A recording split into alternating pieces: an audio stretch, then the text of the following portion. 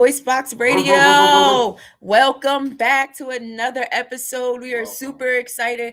As always, you got your VoiceBox Media Group team, and we are on VoiceBox Radio. Please don't forget to like, share, and subscribe. We have an awesome guest as always. We're super excited, guys. If you're tuning in, thank you so much for the support. I know this week we did a lot of interviews. I know a lot of people are tuning in, and I just want to say thank you from the bottom of my heart. We're super excited to be on this platform and to be able to give back to the community, shine a light on the entrepreneurs and different businesses. And today, of course, we have a wonderful special guest, as always. How you feeling today, B? I feel good today. Okay. I feel really good. Back in the building, doing another show. Mm-hmm. I like that we're being consistent. Yes. That was always part of the plan. I like that we were intentional about being consistent. When Uh-huh. we started this, we said we're going to do as many shows as possible. Yep. And we're doing as many shows as possible. Absolutely. If you haven't touched down at our location, 610 East Landis, the headquarters, please feel free to reach out to us. Yes. Come out, get an interview. Let us know what you have. Let us know your mission, your purpose, and your goals. We will highlight you in the biggest fashion. Welcome to VoiceBox Thank Radio. you to our listeners. Starting with announcements. Yes, let's get to it. Just Jessie Cleaning Service. We can't say enough about Just Jessie. She is a blessing on, just what we got going on ourselves. She has a lot going on. She does industrial cleaning. She does offices. She does houses. Absolutely. So listen how we encountered Just Jessie. I know some of you have heard this story before, but first and foremost, let me let you know. We had crossed paths multiple times in communication, trying to get them to come on the show, trying to see what the services was. And guess what? I had entered a raffle at an event and I ended up winning. So we ended up winning a free cleaning from Just Jessie. She came in like a storm. We're super excited to have her. And I've literally been keeping these guys in check because they are not messing up what Just Jessie did. If you need any industrial cleaning, if you need your house clean, basements, if you're having an event, she will come and put together your event and also take down your event. It's a wonderful resources for our community. She's based out of Cumberland County now. She covers Gloucester, Camden, and also Atlantic counties. If you need someone to come help you clean or help you get organized and switch over these seasons, please feel free to reach out to Just Jessie. Our contact is 609-501-6907. Just Jessie Cleaning Service. Big shout out to Miracle Kids Learning Academy, which is a creative learning academy for children 2.5 to 13. If you're looking for child care services, this is a place you would like to go to. Hours of operations are 6:30 a.m. to 6 p.m. Absolutely. They offer homework help, academic enrichment, personal and peer development, life skills, music, and arts and crafts. Absolutely. At 586 Helper Street, Millville, New Jersey, which is in the Roseanne area. Absolutely. So if you're in the Rosenham area or the Deerfield area and you're looking for childcare, she works on the skills with the children, arts, and who do you know offers music services? How cool is that? If you know Evangelist Tracy, you know this is a good pick. If you're looking for childcare, feel free to reach out. Book a tour today, 856-378-4437. Hoodie Drive. Hoodie Drive. We are still running our Hoodies for the Hopeful campaign. Absolutely. As you guys know, we made a drop off at Code Blue last week. We dropped off 2 bags of, hoodies, jackets, winter wear. Mm-hmm. We already started up collecting more. We've had donations since then. Absolutely. And we plan on making another drop in the next couple weeks. Absolutely. As well as working on the actual distribution date. Public distribution. Absolutely. I'm always super excited about my nonprofit. This is the reason we created the nonprofit from VoiceBox Media Group. We created a nonprofit called Mission VoiceBox, where we simply give back to the community. If you know me, I'm already out in the community as it is. Why not make it my own? I want to thank each and every one of you who reached out, sent us a message, like, subscribe, tagged us in the Code Blue mission, because they were able to reach out to us and we were able to reach out to them and create a partnership where our next load, come on, bring them down, 610 East Landis. If you have any winter clothing for the homeless or for the hopeful, Bring your jackets, bring your coats, bring your hats, your gloves, your socks, even the one with the big toe hole in it. Somebody can use it, okay? Bring it down 610 East Landis. We will do another Code Blue drop off. And if there's any other Code Blues in the other cities that need the assistance, reach out to us. We have tons of resources, tons of drives that we can do. VoiceBox is your mission. Thank you. And big shout out to my partner for taking the initiative. We knew when we started VMG that we were going to lean into community type things, and she took the initiative and pushed on with the 501c3 and actual mission voice box, which was a brainchild of her for months, I think months in advance. Absolutely. So round of applause to my partner for Woohoo! getting that aspect of VMG off the ground. We are working on the merchandise division too. Absolutely. So we are expanding in 2026 unexpectedly, and we are super excited. All the partnerships that we are growing, how we're growing ourselves in our business. So we have VoiceBox Media Group. Now we have VoiceBox Radio. We have Mission VoiceBox, and we will have the merch department powered directly by VMG. So we're super excited about all the opportunities that we're having. Please don't forget to like, share, subscribe. We have a special guest in the building. We're super excited and we are about to get into it. Thank you for my special guest for coming in. Our special guest today we have Khalil Tutt out of Newark, New Jersey. He's the CEO of New Direction 360, which operates as a nonprofit, basically community-based organization, and community violence intervention in the youth. That particular subject is, it hits home here because, as we know, in Cumberland County, we consider the poorest county in New Jersey, and then we do have issues when it comes to, violence in the community, violence amongst, underprivileged and minorities, and inequality-based situations. So, you guys were out here in Bonn a little while ago. Yeah. We came out a couple of times, tapped in some of our bros down here. Yeah, shout out to Plaga. Leroy actually plugged us in. Shout out to Leroy. And then actually, as we began looking into their content, it was a no-brainer to have Absolutely.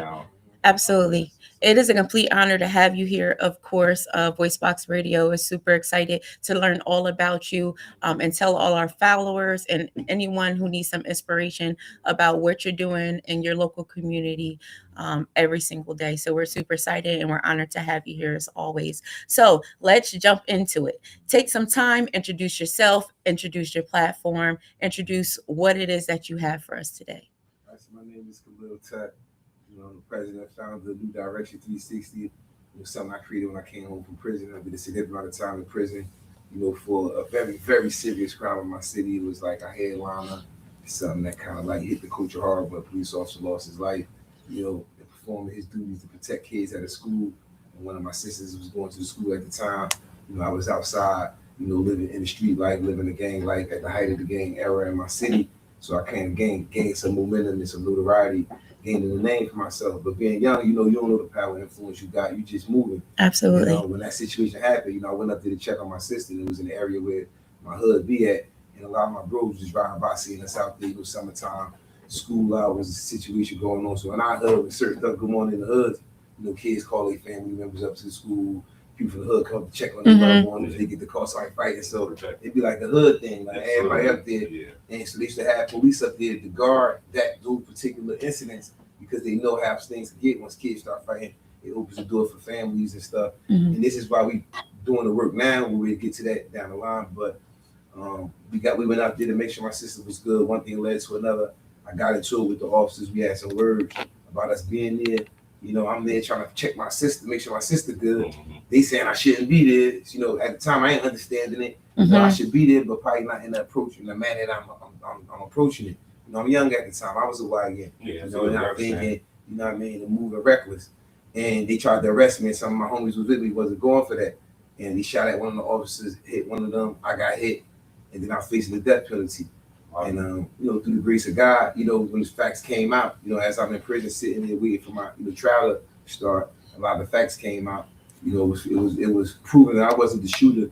So that's how I'm able to be sitting here today. Absolutely. But, they was going after me as a shooter because I had influence as a young brother. And if somebody tried to shoot at them for you, who was you? So they tried to smack me and play dirty, but God saw different and knew that if I had this influence and I was to get out my situation, I come out here and use it the right way.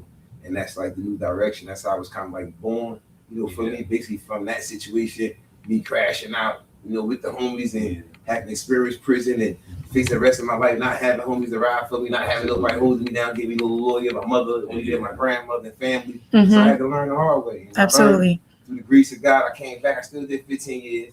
But, the 15 years I did help me grow into a man and mature, meet some of the older guys in there who seen the influence I had and seen I wasn't like, young, dumb gang member. I went to 11th grade in high school before I dropped out, started being in the streets. So I had education. One more year, I would have graduated. I played good in basketball, but the environment that I was growing up in was stronger than my, dreams. It's a misconception that we're unintelligent for being in an environment that we, that we're being placed in. So,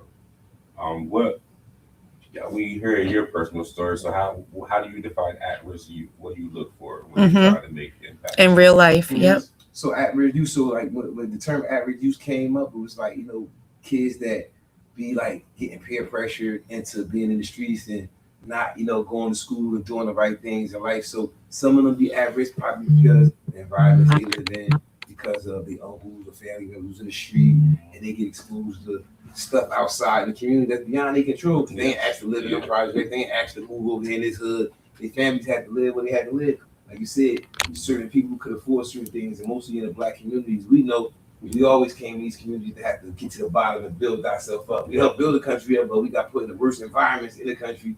And we got the suburbs, and we got the hood, and some of our people wasn't like educated enough to get those 6-figure jobs, and, get all the good money and be the entrepreneurs and stuff that we know now. And then if you know American history, if you know about race discrimination, housing discrimination, redlining, all that type of stuff, then you have more sympathy for your people. What sparked the actual idea of New Direction? When did you actually decide that I'm going to actually put myself out there and turn around and do something? Yeah, so I went to prison for my charge. When you go to prison, you're gonna run into all your big homies and the homies down in prison when you go in there. Because I was like banging, I was banging on the street, making a name for myself. So I followed my big homie who was in training. Yeah, went to trial, lost trial on the homicide, and went down steep. So I was like following his direction. You know what I mean? Like if we landed in prison, we landed in prison. I just trusted his leadership that much. That, I followed him to the ends of the earth. But I followed him down the train, and when I got down there and I was looking for that guidance of how we gonna get out of this, it's like, I ain't like make you do what you did, whatever you want to do, you want to do. You had a choice as a man. So I'm like, all right, so my choice as a man was being loyal and showing, my passion and integrity to the gang and all that. So once I seen that, my big homie who I looked up to was kind of like, yo, you had your own decision. Now I got a decision, so I knew that I had a decision, so I made a new decision. Now it's a new direction. You know what I mean? I started going in a better direction because I felt like that direction ended me in prison and landed me there. That was the last stop. I was in Trenton State Prison, not a regular South Woods and other jails that you go to do a couple years, come home. I was in the big house, so I told God, I praised Him, and I said, I got on my knees, I ain't had nobody around, and I praised Him from my heart. Genuinely from my heart. And I asked him, like, if you could give me another chance, I would use any power force I got. I would use it the right way. I would help other kids move forward. I would help other men move forward. I'd be a leader. Just give me a chance. You real show me. And he started to show me. Absolutely. As I came out of that prayer, I felt like, how you're praying, you feel like something left off of you. You feel good. I was in a stressful situation, locked in the cell 24 hours a day, because when I first went in for officer, they had me on super high risk energy. They had me locked down 29 around no inmates because I was in the gangs and I was an officer guy shot. So I was high risk in there, so that term been going on. Treating us gang members as high risk, putting all together in different places. Right, at risk is you ain't in the gang, but you can be in it. But when you're in the gang, you high risk. So they started, I started figuring out those terms. So I'm like, I'm going through the term. They keeping me high risk, so maybe I could switch this thing around, do some things, and come back out here and teach these other kids how not to be high risk. Absolutely, how to be at risk and redirect them. Absolutely. So, what gaps in a traditional system did you see that made you create what you did? The New Direction? Yeah. Yeah, so the traditional system as of the one that we was going through as far as... the gaps that we see in everyday life, school to prison pipeline, very important. Exactly. So, me, being able to like like you said, education is everything. Knowledge is power. Mhm. So when I went inside the prisons, I ran into some BLA guys, Black Liberation Army guys. That's like old revolutionary dudes that fight for oppression and all that. And that's when I heard the first term school to prison pipeline. Yes, yeah. The things that certain traditional systems that was holding our people back. How can Absolutely. we come back and break those chains and Mhm. be able to create? Because it's like generational trauma. How we could be able to It is. redirect. It And then it's is. gonna start with like Absolutely. education because some of the kids they don't know. They getting checkmated at a young age. And then some of the adults, when we do get the game, we get it, we don't want to get back because we feel like, oh man, let them get around. When I don't want to listen, we worrying about trying to save the world. When we only trying to save one person. One person. And that one person could be the next Mhm. Messiah. We don't know who that one person Absolutely. could be. So when we go into it, we gonna say, all right, we can educate this person. Then we can come up with some more education thing because we can know what our struggle is. Yes. We don't be having these misplaced feelings, frustrated at the systems and everything else that's designed to neutralize us instead of us figuring out things to break it down. Yeah, I feel like we're doing our young Black children disservice if we don't tell them what they're up against, Right. and if we don't educate them on the history of where we're located. And then also, I think another thing that plays a role in what we're doing now with our children is the coddling. All right. Sometimes we feel the world is so damaged that we coddle them until the age of 18. And then when they turn 18, they don't have any life skills. They don't know how to interact on their own. They don't know how to speak to authority. They don't know any of these things. But if you would have simply gradually taught them before someone else taught them, it would have been fixed. Right? It would have been a fixed decision. It would have been good decision-making skills. Because a lot of people say, oh, the schools have to teach your children. It takes a village to teach these children, Right. especially the ones who never had a village, who never had a sustainable, stable village. It takes so long in the work that we do on a daily basis in order to gain that stability, gain that confidence, and gain that rapport with every individual, regardless if it's a teen or an adult. Right? We know grown adults who suffer from multiple traumas from childhood. Oh, my mama didn't love me. My daddy ran out. That's already taken away from the person that they're going to be. So fixing these systemic things are so important when we're talking about the work that we do, for sure. And to add on to that, it ain't the school job, to be able to raise a young man to be a Absolutely. man. I agree. When they come to the school, they feel like they're coming from the home. You're coming from the home to the school, so the school is here to teach you the ABCs, 1, 2, 3s. And that's why I said about the programs that we created.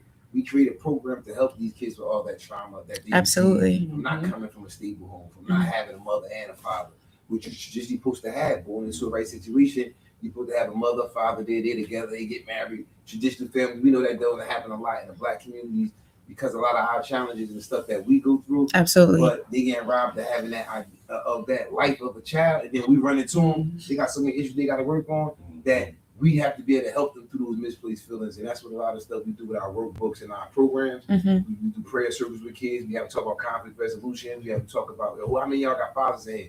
They have on raising their hand, half of them don't. How that make you feel? It make me feel messed up. Now we know why you out. So Yeah. we can check on him and say, all right, I'll be a substitute father. Absolutely. Mentors to do that. That's what mentors are. We are like substitute fathers to young boys who never had that. So our work is essential and very important to redirect them kids, because if they don't have no man to check them, they're gonna run circles around a woman, because the woman could nurture you, show you how to be loved and be on you, but only a man can teach a person how to be a man. Women can do their best. You know what I mean? Because women are some of the most strongest resources we got known to mankind. We come from women, so they bathe us, they paint our diaper, they teach us how to walk most of the time. It'd be that, not taking nothing away from the fathers, but we never can have not a mother. We always have a mother, but sometimes a father unsure. The mother can't. She got to be there. Yeah. So we got to understand the value in that. And then some baby bros get traumatized by saying their fathers do their mothers do. Their mother's struggling to make ends meet because she can't take care by herself. So now he out here trying to steal cars and do Absolutely, it goes both ways. Yeah. Come back in and take care of the house. And the mom look at it like, I don't want y'all to do it, but she still take the money because they need it, because they don't know where their food will come from tomorrow. I think the systematic ignorance, right? And education is also a big part. Oh yeah, absolutely. The generational curses have to be stopped. It has to be stopped in order for us to be. When we look at our children and we do different mentorships and different things like that, we always ask like specific questions when it comes to, do they feel safe? Because we believe with them feeling safe is the ultimate goal of them learning. If they don't feel safe, they're not taking anything in. They're not focusing, and they're not directing their best self at a decision-making question. Absolutely. What what value do you guys place on teaching emotional intelligence? I would place big value on that, man, because emotional intelligence is most of the things that our young kids who trying to label as crash out Yes. dealing with. You know what I Yes. mean? They crash out, they don't know where them feelings come from. Yeah. You know what I Mhm. mean? They don't know some kid could have been, touched when he was young and never want to tell nobody about it, but he just anybody like, how you doing, bro? He's like, don't touch me, like Absolutely. jumping like that. Why you acting? I don't like nobody touch me, but he had some trauma from when he was younger, and then some people get upset like, why does it bother you? And they don't be knowing because once you start making it make sense to them, and then and that's emotional intelligence. Like, Absolutely. Yes, it is. And the kids don't know nothing about emotional intelligence. They're not teaching that in school. Absolutely. And you're only gonna get that in programs that like this that we do with high risk kids that had emotional issues and behavior struggles. They all have results from emotional intelligence. So I feel like that's big, and I feel like we have to do even more class, not just for the youth, but for us as adults. I ain't finding out emotional intelligence. I was like 30. I was just about to say that they preach freedom of speech so much, but they never teach you how to regulate it. So you can have freedom of speech, but you have to regulate it and tailor it to what audience, what crowd, what people you're targeting at that moment. Sometimes it's just not everyone. Sometimes you need a particular genre or a particular crowd. But if you're just emotional about everything, how is it working? How is it maintained? How is it balanced? Those are the things that we need to be teaching our kids. We can teach freedom of speech all the time. You can yell from the top of your lungs, but what are the actions behind it, and what are the steps you're doing to improve the situation? Mm-hmm. What age group do you serve primarily? So we try to target mostly the 14 to 18 because we feel like that's the most important 4 years of their life, especially 9th grade to 12. Is where some of the kids struggle with when they get out of high school. They start wanting to be down a little bit. Think they're a little older. They might be in the 10th grade to see a 12th grader driving his car. Now they want a car. Mm-hmm. You only need a 10. You got to get your license as you get up. So that's that point age where we try to dive into them, keep them focused on what's important because that's that pipeline, the school to prison pipeline. Most of the kids that drop out of high school and be in the street, they end up in the youth house. Then we know they go. If you go to Jamesburg, 70% of the kids that go to Jamesburg, 3 to 4 years, they're rearrested and in adult prison. That's the number. So we don't try to keep the kid. We don't want the kids to go to Jamesburg. We don't want to go to youth house. We don't want the school to not trust that you can be around other kids and then send them to alternative schools. Then they get bored with alternative school because it's probably like 10 people in the whole school and they like a regular high school setting where you go to strange classes, you go to the cafeteria, you go to the prom. They don't get them in the alternative school. So most kids go to them. They start falling off because they get discouraged from the regular school experience. We don't want them to build a reputation either. Right. You can build a reputation as super quick. That'll lead you directly down that pilot. Even though your record does, get expunged to become clear at 18, you're still labeled if you build that reputation. Like I got a charge in high school, and they told me it was off my record, and then it came back up after like some driving stuff. So I'm like, okay, well y'all still have me in this, and then it's like you can turn into something worse, but it starts early on. Yeah, product of that's why that 14, 18 grade is so important for us. Absolutely. Because we still could get them back in school. And some of the kids that we've been dealing with, it's like some of our little bros now we got with us, we mentoring them. He just as impacted kids. So one of them was on a bracelet right now. He was able to get released from his bracelet because his program they taken. We had to take it to the court, showed the judge about the workbook. And this was a kid. He was always in and out the youth files. James Bird, father been in the feds 15 plus years. Single mother with like 5 of them. So the boys, they lost their older brother to the streets. He got murdered, and it affected the boys, the 2 twins, when he was like 7 or 8. It made them a little more colder than it made them like straight up. We see that all the time. Right, so they seen that with their brother. So I was getting calls about them when I was towards my couple last years in jail. Cause I be talking to her. And she's like, come out here, you gotta get my son. They out here stolen cars that they can't even go to school. One of them never even stepped foot in high school. Like you never been in high school, you was that bad, you had to see it down south. So I was like, damn, but you want to go to high school, you want to see that experience, but then you don't know how to begin this, so they come to us. This is what our program starts. So we can regroup them, give them some more social skills to be able to get them settings, and then with some of the principals who we got relationships with now, being that we've been doing this work about 7 years now in our city, they see curious kids working with us, they give them an opportunity. Because they like, all right, we see our new direction, and we trust that leadership. So we'll help them get back in, and we help the kids get back in school based off of their behaviors. And then we had one kid who graduated and went to college who almost was that new school to prison pipeline kid. But we broke that, with his route by, getting him the programs and just shift them in the right direction and getting them, where he needed to be. Yeah, no, for sure. What what is the experience? So, say as a child that that you're bringing into your program, what does that experience look like? Coming into your program, what's the average experience? Absolutely. At your program, like me spending the day as part of your program, what's that look like? So the average experience you're going to be. I like that one. Us, guys in the youth. We got a big youth base. We got probably about 5 high schools we service in our city.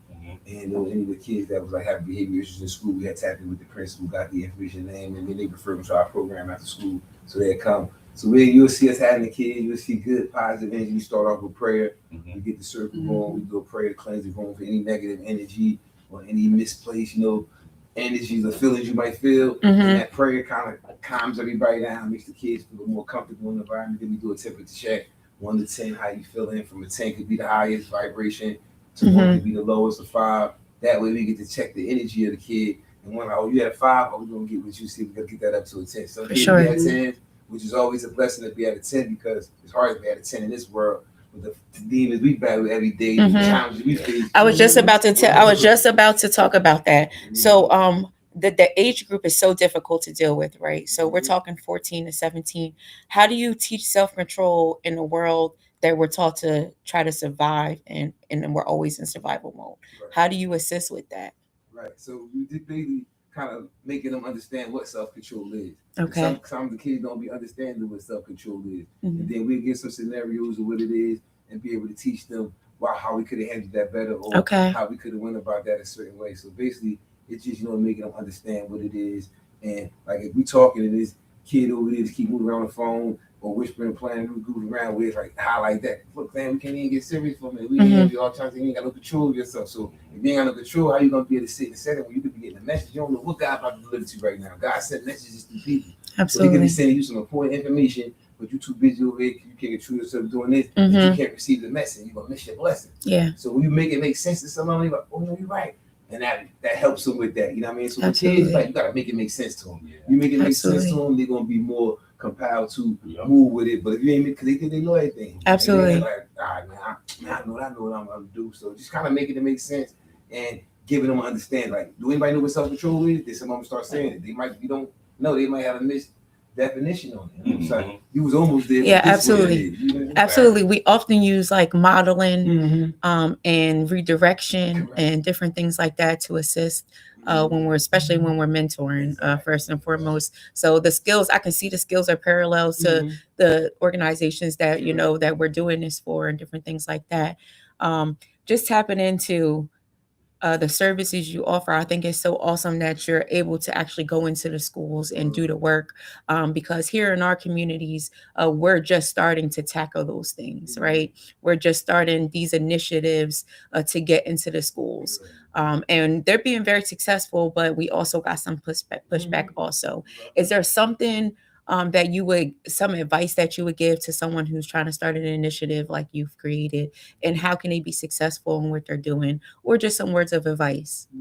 Yeah, just basically, I think it's like with commitment, because you're going to run into those doors. People always pessimistic about new ideas to do things, especially when you go into school. They don't ever want to highlight they got problems in school. They don't want to be a gang issue in school. They don't want to fight against this. Everybody wants these schools to be clean, but then y'all having fights, or y'all having certain kids not coming to school, y'all attendance is shut down, and then y'all don't understand why. But if they can understand how important it is for community-based organizations to be in conjunction with the school, because the kids come from the community, they come from outside. So people on the outside know more about these kids, the child they come from, than the school would know. Some of these teachers and some of these principals don't even be from the town they be in. They drive from the highway to come in to be the principals of the school, because they got these big degrees, they got big money, so they ain't staying in North, but they ain't staying in. You don't have an emotional connection right. with people that they're actually supposed to be reaching. Exactly. So I feel like, once we make it make sense, do a lot of work outside the school, after school programs, coming out, letting the kids know what's going on. The kids, the schools want to figure out about what you're doing outside and want to see if you can bring that inside. Absolutely. And that's how you can start getting in there. And then if you can start highlighting, collecting data, showing, attendance going up, you encouraging more school kids to come to school. Because we did a safe passage program where kids was fighting at the school. Every week they was fighting at school. We came down there, we had an assembly with the kids that was fighting. And we had a principal that was open to dealing with community-based organization, because he understood it. And some principals don't. They got their own procedures. But we came down there, first week down there, We cleared all the fights up. We identified the fights, got with the kids, found out who beefing with who, what's the issue. Ain't gonna talk to principals and teachers because they don't get in trouble. Talk to us, they like, we gonna redirect them. We ain't trying to judge them. So we open up, such. So once they start trusting us with information, because all kids don't be wanting to fight. Yeah. Some kids, you want somebody to be there to break it up. Yeah. They be forced and pressured to fight themselves. Right, because like, you gonna peer pressure. We get out there and we neutralize that. So most of those kids start helping us with helping what was going on outside the school. That was so successful that they invited us inside because they was having kids in the hallway, not disrespecting the teachers. Absolutely. Struggles around the school because you know how teachers are. They professional. They ain't cursing at you. They can't beat you. They can't do that. So it's hard for teachers nowadays to teach these kids with social media and all the challenges these kids coming in with. It's hard to really even check them. You've been yelling at them or you tell them, did you say something to me the wrong way? Yeah, you're going viral. Yeah, you're going viral. Absolutely. It's hard for teachers nowadays. So us coming in with the community-based teachers love it too because now we can be able to help them out a little more. Like that village come in. It's a partnership. The village. The partnership and it helps them get forward. So as we keep doing this work and highlighting it, more cities gonna pick up on it, more schools gonna pick up on it. That's why we traveling, speaking about the work in different cities. So we can be the same issues that y'all got in Valley, we got in North, but it might not be as extent. But we know the issues down here. I know some of the people down here, and I know the challenge they have with the gangs in South Jersey. Absolutely, come from North Jersey. Absolutely, we always in the same prisons. We actually heard that actually. Yeah, I know that. So a lot of the time, if North Jersey doing a new direction and we trying to change the gang culture, South Jersey automatically pick up on it. But we gotta come here. We gotta pull up and meet the people face to face. Doing the work. Doing the work. Absolutely. Ground. So let's talk about what is the biggest misconception that people have about at-risk youth. What's the biggest misconception, misunderstanding that they have when they come in contact with them? You know, most people are scared. We got our Karens, we got all these different people. But what is the biggest misconception? That they just don't respect nothing. Don't respect adults. Don't respect nothing. That's the biggest misconception. Yes. Because they do respect the adult, but they gotta respect somebody who they feel is worthy of being respected. Because Absolutely. The ones that they came up in showed them that they can't respect them. They done did stuff, disrespectful stuff in their face, drinking, smoking weed, being high. Some of these at-risk kids come from moms that's outside, getting high. Yep. You know what I mean? Father never in their life. So, they respect human beings, but they gotta respect adults that's responsible, that demands a certain amount of respect. Absolutely. Most at-risk teens, they don't be out beefing with the adults. They beef with each other. Most of our hood stuff is going on with the kids in the community. They had stuff going on amongst each other. But once the adults start stepping in, neutralizing that stuff, they start calming down and respecting it. Absolutely. So I think that's the misconception of the at-risk teens and the little young ones is that, these they want to throw them away. Oh, these too wild on one man.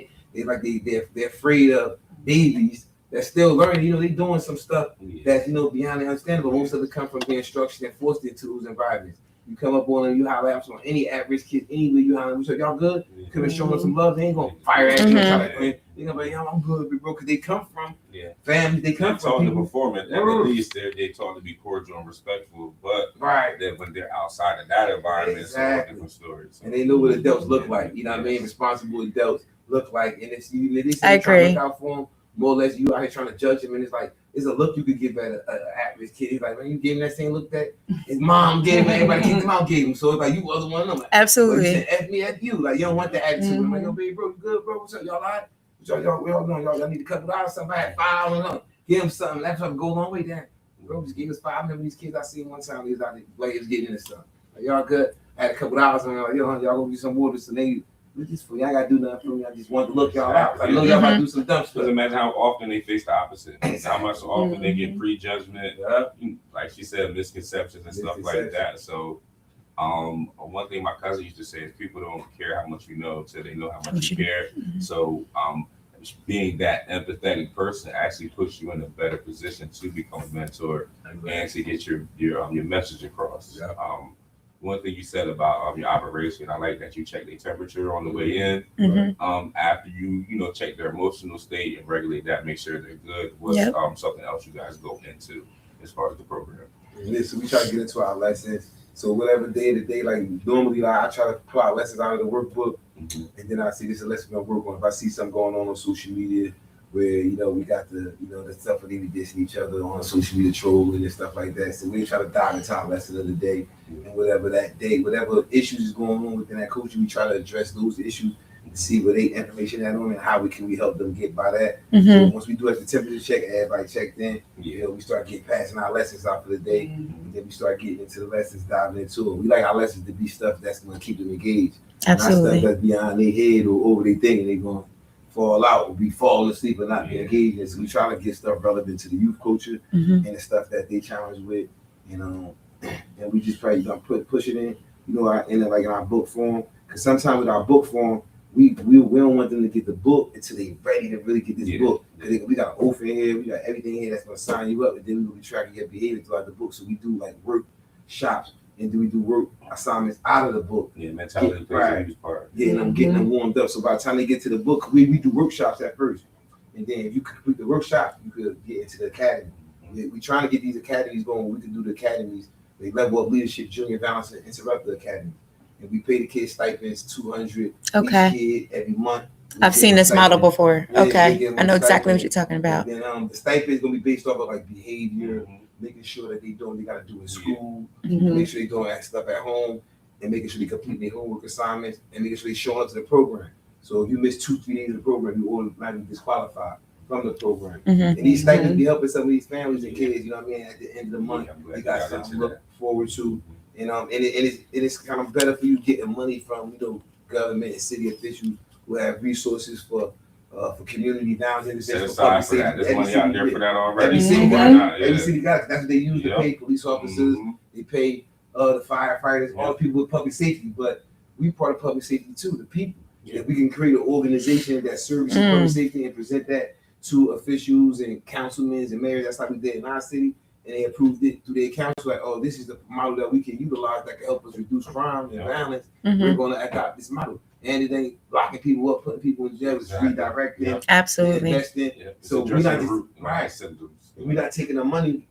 They give us $50,000, we give 20 of it, 25 to the kids. We pay facilitators, we buy food, and that's mainly books and stuff you might have to buy for materials. That's mainly what comes in your budget. So we're gonna take care of the facilitators. Oh, you took the question right out of my mouth just now. I was just about to ask you about funding. Oh, about funding, okay. Right about funding, you walked right into it. Super exciting.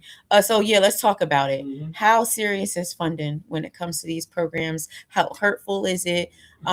People don't talk about it enough. There's not enough funds to go around when we talk about helping the youth and trying to make a real change. Right? They'll give us these pennies, they'll give us all of these things, and they're expecting us to make up the difference. And I'm not sure exactly how that's working out. But I know for me, we do a lot of fundraisers, we do a lot of donations, we do a lot of outreach. Those are some of the tools that we use. Let's talk about how you are funding this program here. I'll double over that question too. Going through your content, and then we spoke on it a little bit. You said the importance of financial education.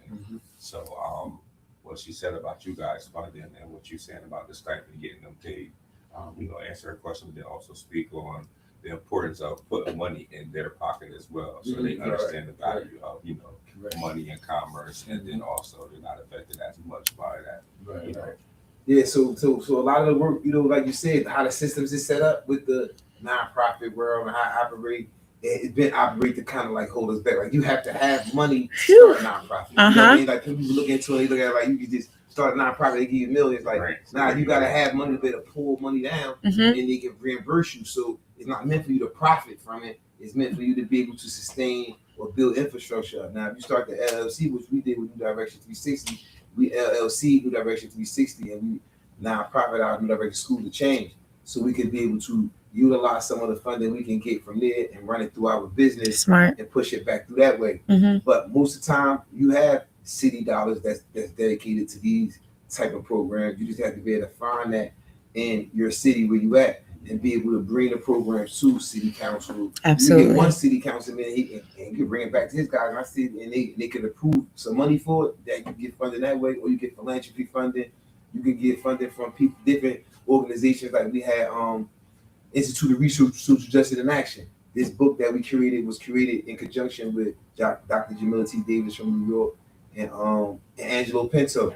This is the book right here, the Level Up Leadership book.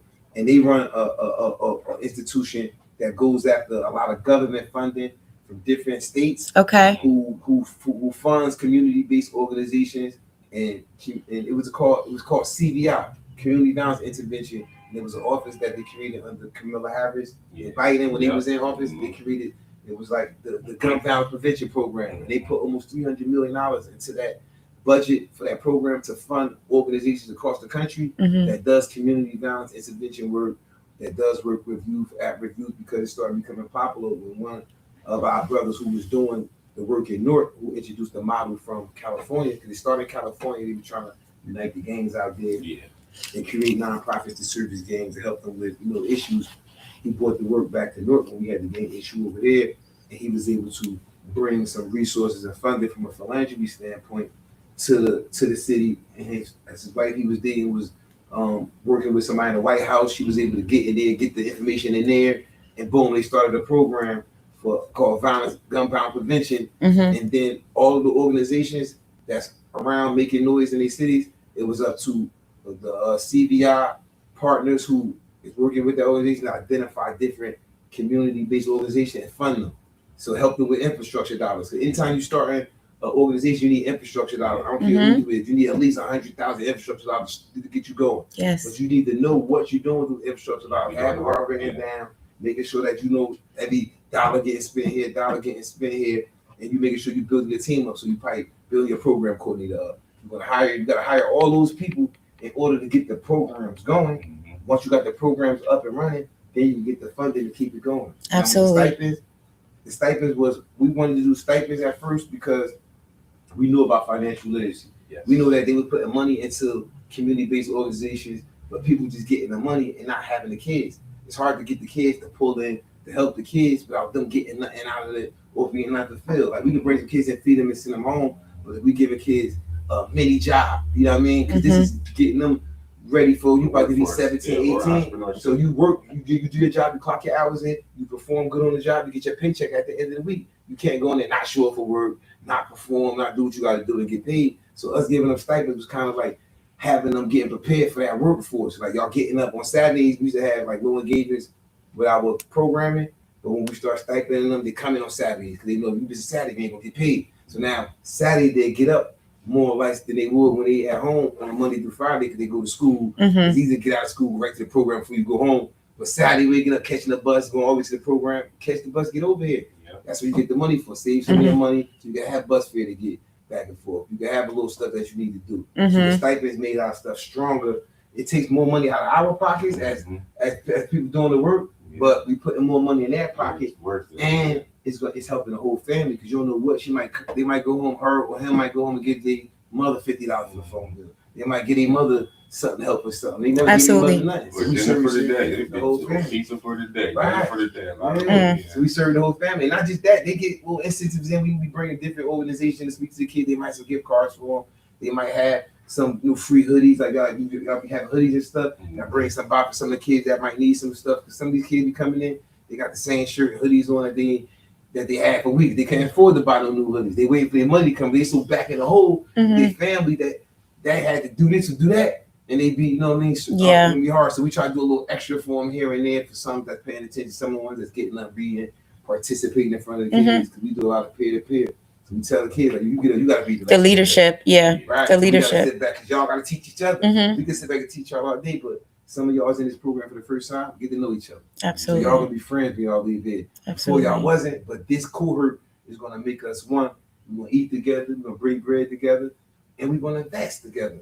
And I tell some of the kids with their money, because our program runs 6 months, so you get about $1,800 at the end of our program. So you get $200 a month, that's $1,800 6 months. Out of $1,800, you put to manage that and be able to create your business when you leave out of here. Something good, your t-shirt line, a nail line, whatever, put $300 or $400 of your money to the side if you manage it right to be able to do what you need to do, because y'all don't have to pay bills, y'all don't have to pay rent, y'all don't have to pay nothing. So that's like really an allowance for y'all. Y'all get $50 a week. You know what I mean? To do good and stay focused. Do good and stay focused. Yeah, absolutely. I was just thinking about the dynamic of the kids growing up now versus when we were growing up. We were like told to do stuff. We didn't have no options. Now they have so many options, so many people rooting for them, and they just don't know it. Can you tell us how you can be reached, how they can find your program, and if you need assistance, partners, volunteers, how us as VoiceBox Media Group, us as entertainment, us as a marketing strategy for you, how can we assist you? Yeah, so definitely, man. We definitely, because this big y'all having us on here assisting us, getting us to talk about the work. We never know who might see this end if you don't want to start Absolutely. investing in the work and saying, well, that's a good, plan, idea. You know what I mean? And just us continue to work, like continue to keep the collaborations going.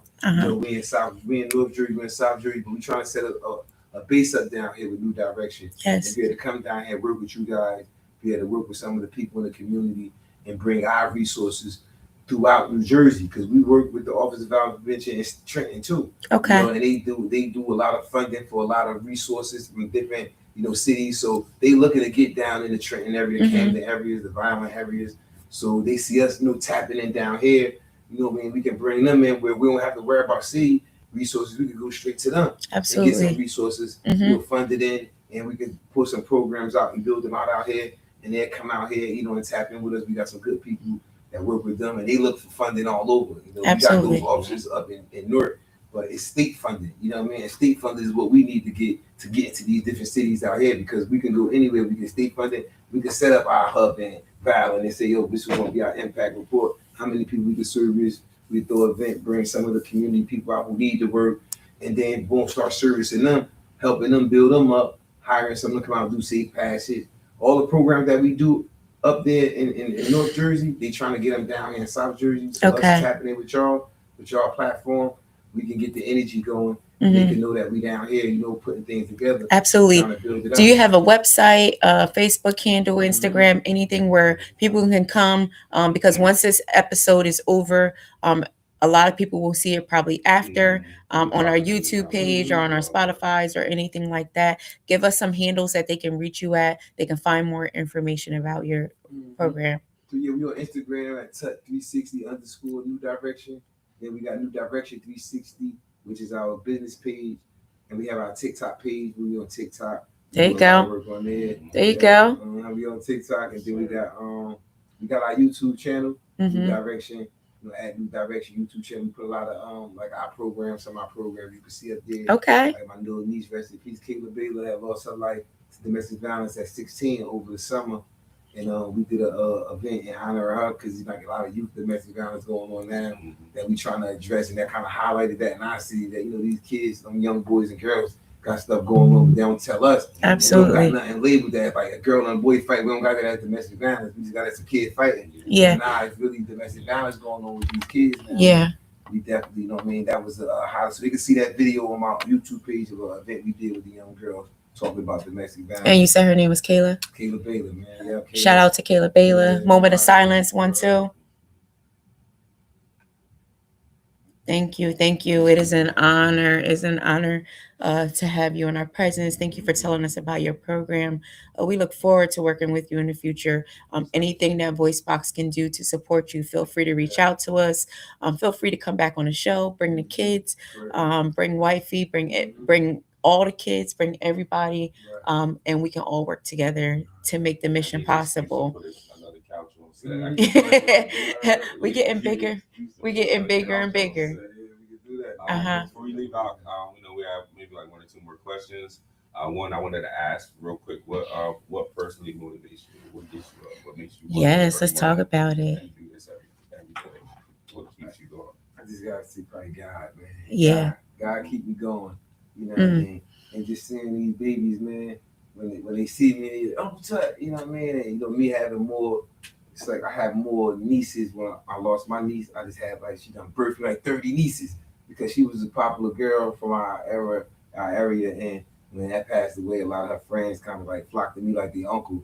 So I gotta make sure they good. That's beautiful. And make sure that they safe, and so that give me the motivation. Knowing that I got these kids counting on me to push forward. So it give me extra strength to get out here. And it was hard to tolerate kids, because kids, you gotta have patience for kids. You gotta be able to understand them. You know what I mean? You gotta be there for them, and I think God just gave me that spirit to be able to do that. You know what I mean? For them, and just knowing they the future. So I know if I can secure them, we lived long enough. If I die tomorrow, I lived a long life. But if I know I dropped the seed into a younger generation, and they can keep us alive and keep our program going, right? So just building a legacy up and keep on pour into it, because I feel like we still got a lot to do. Absolutely. Absolutely. Thank you for that. We won't keep you too long. We got one signature question as always on VoiceBox Radio. I'm sure this question is going to be super easy because this is the age range that you work with, but we have a lot of young viewers. We do a lot of mentorship with the youth in our organization. When you was talking about working with kids, I was waiting for her to go off, because she does track with the kids. She stepped in and helped numerous nonprofits out here. There are people that literally call her like, "Hey, we got something going on with the kids." I don't, not to be too personal, but her nieces and nephews, they're always attached to her hip. So you feel me? Like I'm around the kids and I love kids, but I'm more broader when it comes to the nonprofit work. But she really has invested a lot of emotion and resources into the children. So, absolutely, absolutely. I can relate 100% on the work that you're doing, your mission and your purpose. When you first said in the beginning, you said, if I could at least help one person. So that's like my motto. That's my motto that I tell everyone. I always tell them every day when I wake up in the morning, I don't think about like, oh, I got to get up today. Oh, I don't feel good. All of those things. I get up and I think about how can I help at least one person, not the whole world, because we can't save the whole world. But if I can help one person today, how can I do it? And that's my goal every single day. What struck a nerve was when you was like, yeah, it's hard working with these kids. Like these kids. Just like her, but y'all get up and go do it every day. Every day. Like, yeah. I respect it so much. Yeah, for sure. So sorry, back to the question. Thank you for that, Brandon. I greatly appreciate it though. Thank you. But just talking to your 16-year-old self, the things you didn't know, the challenges you were facing. If you knew what you know now, what would be your advice to your 16-year-old self? That's good, man. So I think I'll probably be like, patience, baby, bro. You know what I mean? Like your time gonna come. You know what I mean? You don't feel like you gotta, you know what I mean, do too much to get there. Like it's a process in life.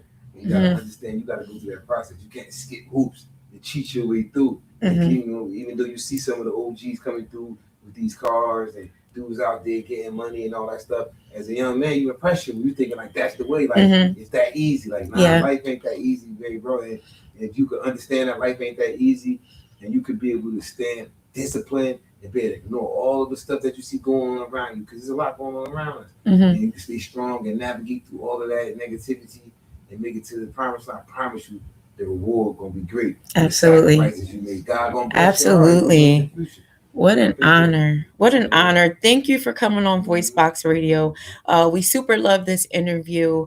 It touched down to the heart of many people and many people who will see this. Shout out to you. Continue doing the work. We look forward to working with you. We are VoiceBox Radio, guys. I told you I have some awesome guests coming on. Stay tuned for Friday. I'm super excited about that also. This week has been super eventful and super powerful. If you haven't already, go to our YouTube, watch all of our episodes. What episode we at now? I think this is 17. 17 in the new year. We're super proud. 17 in the new year. And only getting better. Only getting better. Shout out to my partner, Brandon. I appreciate everything that you do, all the behind the scenes work. I wouldn't be VoiceBox Radio without you. Thank you. No doubt. Likewise, man. We're a team. We're getting stuff done. Shout out to our guest, Khalil Tutt, New Direction 360. Film. As with all the guests we bring in, the main goal is visibility, but on the other end, another goal is partnership. Partnership. You know, we appreciate the work that we see you guys doing, and then however we can help and become, mutually beneficial. We're here for it. Yes. Thanks for coming out.